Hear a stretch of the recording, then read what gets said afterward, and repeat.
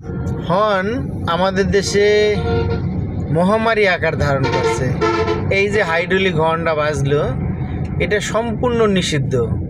হর্নের আওয়াজ যত মানুষের কানে যাবে সবাই আপনাকে একটি করে গালি দেবে, বরদোয়া দেবে। যারা বাস ট্রাক চালায় এরা অনেক পয়সা কামাই করে, কিন্তু তারপরেও এদের সংসারে এবং জীবনের কোনো উন্নয়ন হয় না। তার মূল কারণ কি আপনারা জানেন?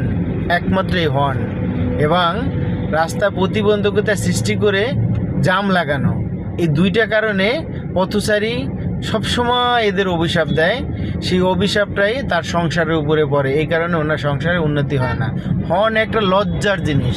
সারা পৃথিবীর মানুষ এটাকে লজ্জার জিনিস মনে করে। কেন লজ্জার জিনিস? যে হর্নের আওয়াজ যত মানুষের কানে যাবে সবাই একটা করে গালি দেবে। তো যদি মানুষ কাউকে গালি দেয়, আমি একটা কাজ করলাম, অন্যায় করলাম, কেউ যদি আমাকে গালি দেয় তো নিশ্চয়ই সেটা হলো আমি লজ্জা পাবো। তো সেই গালির লজ্জা যাতে না পায় এই জন্যই কেউ হর্ন বাজায় না। হর্নের আওয়াজের কারণে ব্রেন টিউমার হয়, মস্তিষ্কে আপনার রক্তক্ষরণ হয়, মানুষ বধির হয়ে যায়। আপনি জার্নিং করে বাসায় ঢুকলে আপনার সবসময় মেজাজ কিটকিটে হয়ে যাবে। এর মূল কারণ হলো হর্ন। আপনাদের কাছে অনুরোধ থাকবে, দয়া করে হর্ন বাজাবেন না। তো তাহলে প্রশ্ন হইল, গাড়িতে হর্ন কেন লাগানো হয়েছে? গাড়িতে একমাত্র হর্ন লাগানো হয়েছে অন্ধ বাঁকে গিয়ে দেওয়ার জন্য, যেখানে জীবন বাঁচানো ফরজ।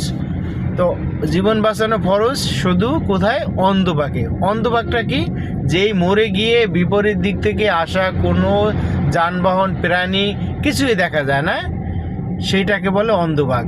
তো যেহেতু বিপরীত দিক থেকে আসা কিছু দেখা যায় না, তাকে সতর্ক করার জন্য হর্ন, যাতে করে দুইজনের মুখোমুখি সংঘর্ষে অ্যাক্সিডেন্ট ঘটে, প্রাণহানি না ঘটে।